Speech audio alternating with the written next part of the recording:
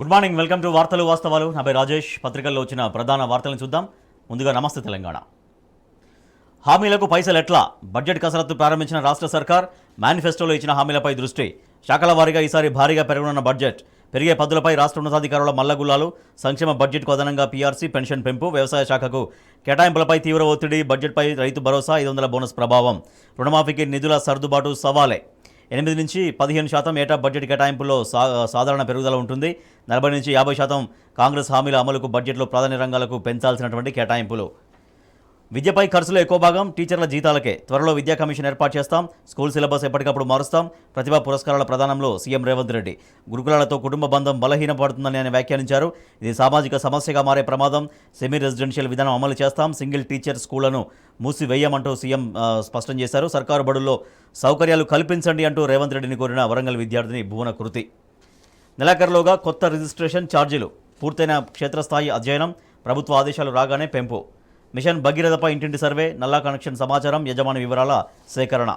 పాతవారికి ప్రధాన శాఖలు హోం, రక్షణ, ఆర్థిక, విదేశాంగ శాఖలకు గత ప్రభుత్వ మంత్రులే కొనసాగింపు. కిషన్ రెడ్డికి బొగ్గు గనులు, రామ్మోహన్కు విమానయానం, బండి సంజయ్కి హోంమంత్రిత్వ శాఖ సహాయ బాధ్యతలు. కేబినెట్ భేటీ. కిసాన్ సమ్మాన్ పై మోడీ 3.0 తొలి సంతకం.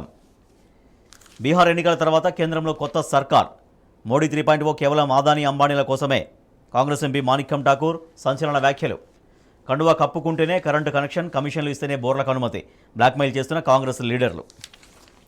కరెంటు పోల్ వేస్తారా, చావమంటారా?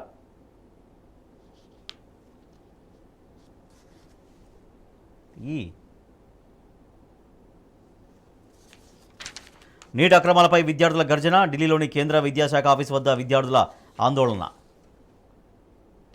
కొత్త మద్యం బ్రాండ్లకు తాత్కాలిక బ్రేక్. విమర్శల నేపథ్యంలో రాష్ట్ర ప్రభుత్వం పునరాలోచన. కంపెనీలకు అనుమతులు నిలిపివేయాలని నిర్ణయం. మద్యం సంస్థల ప్రతినిధులతో అధికారుల చర్చలు అంటూ ప్రభుత్వం పునరాలోచనలో పడిందని వార్త చూస్తున్నాం. సెలూన్లు, దోబిఘాట్లకు కరెంటు బిల్లులు లబోదీపమంటున్న వృత్తిదారులు. అలాంటిదేమీ లేదంటున్న అధికారులు. మౌఖిక ఆదేశాలతో సిబ్బంది వసూలు. ధాన్యం కొనుగోలుపై ప్రభుత్వం గొప్పలు. రికార్డు అంటూ మీడియాకు లీకులు. తాజాగా కొన్నది 47.07 లక్షల టన్నులే. 2020-21లో 92 లక్షల టన్నుల ధాన్యం. 5 ఏళ్ల కనిష్టానికి ధాన్యం కొనుగోళ్లు. సీతక్క వర్సెస్ సురేఖ. మేడారం జాతర నుంచి ఇద్దరి మధ్య విభేదాలు. వరంగల్ ధార్మిక భవన్పై మంత్రుల ఆధిపత్య పోరు.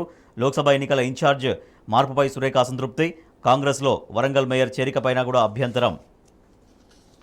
మేడిగడ్డలో గ్రౌటింగ్ పనులు మొదలు.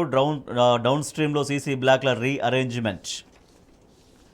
ప్రతి అంశంపై అఫిడవిట్ ఇవ్వాలి. ఇంజనీర్లకు జస్టిస్ ఘోష్ ఆదేశం. కాళేశ్వరంపై విచారణ ప్రారంభం. Telangana today. Farmer protests new normal in Telangana, spend more time on roads than farmers. Jammu Kashmir attack, forces hunt for foreign terrorists. BJP retains key ministers, Nadda back as health minister.